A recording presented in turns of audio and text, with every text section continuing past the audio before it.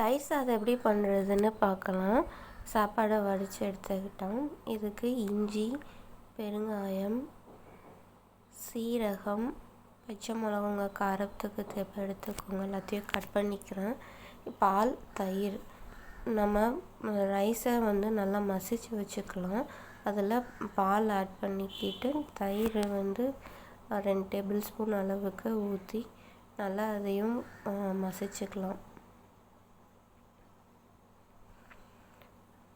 இப்படி பண்ணுறதுனால ரொம்ப புளிப்பாக இருக்காமல் நல்லா சூப்பராக டேஸ்ட்டாக இருக்கும்.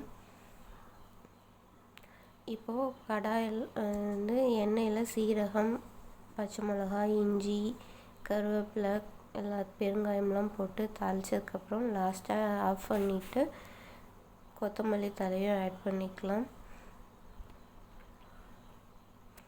பெருங்காயம் போடுங்க, தயிர் சாதத்துக்கு நல்ல மணமாக இருக்கும்.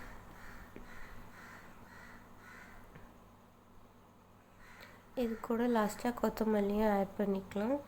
இதை நமக்கு தயிர் சாதம், பால், தயிரெலாம் ஊற்றி வச்சுருக்கோம்ல, அதில் மிக்ஸ் பண்ணிட்டா சளி பிடிக்காது.